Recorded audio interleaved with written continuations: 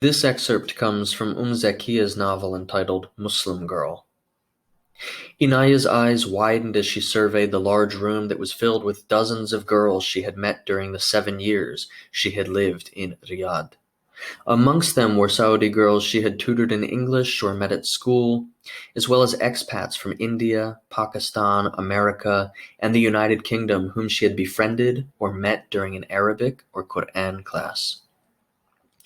Inaya laughed and glanced behind her at her mother, and Veronica grinned back at Inaya, the baby against Veronica's chest from where she stood in the doorway of the small house.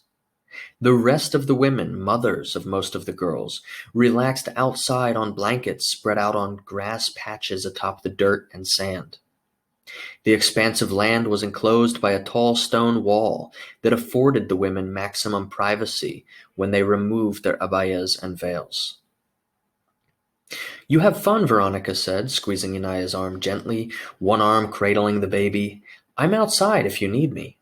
Inaya nodded as her mother released her arm and turned the door handle to go outside. Inaya was yanked into the crowd by one of her friends before she could respond. "Were you surprised?" Rafa said, looping her arm through Inaya's and guiding Inaya across the room. Rafa's dark eyes sparkled as she looked eagerly at Inaya.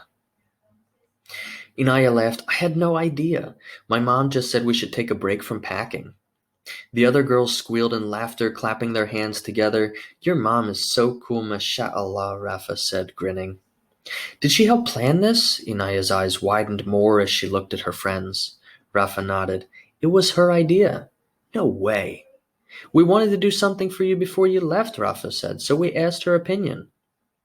"My mom is a trip," Inaya smiled knowingly as she unhooked her arm from Rafa's. Inaya lifted her chin slightly as she unfastened the pin of her khimar. She pulled at the black chiffon cloth, exposing the massive braids that framed her face. "She had me thinking we were going to be cleaning the house all night." The rhythmic sound of a drum came from a far corner of the room, and Inaya turned to see two of her Saudi friends beating a small drum and nodding their heads to the rhythm. "Ya ukhtuna," they sang in harmony. "Nuhibuki fila, ya ukhtuna, hafidhakila." "Oh, our sister, we love you for the sake of Allah. Oh, our sister, may you be under the protection of Allah." Rafa grabbed Inaya's hands and began to dance playfully. The other girls laughed and jumped to their feet and joined in as the Saudi girls continued to play the daf and sing. "The first thing I want to say, Inaya, is that you're an inspiration to all of us, mashallah." The Saudi girls who had been singing and playing the drum now stood in front of the room as the other girls sat on the Arab-style floor couch that lined the room's walls, looking at the sisters as the elder one spoke. Tears glistened in Batul's eyes as she gazed at Inaya. "I'm really sad to see you go," Batul said. "Wallah, before I met you, I took the Quran for granted, and I took Arabic for granted too. But seeing you memorize the whole Quran and push everyone to learn Arabic, subhanallah, it made me realize how important Quran and Fusha should be in our lives." Batul's younger sister nodded her head, her expression thoughtful.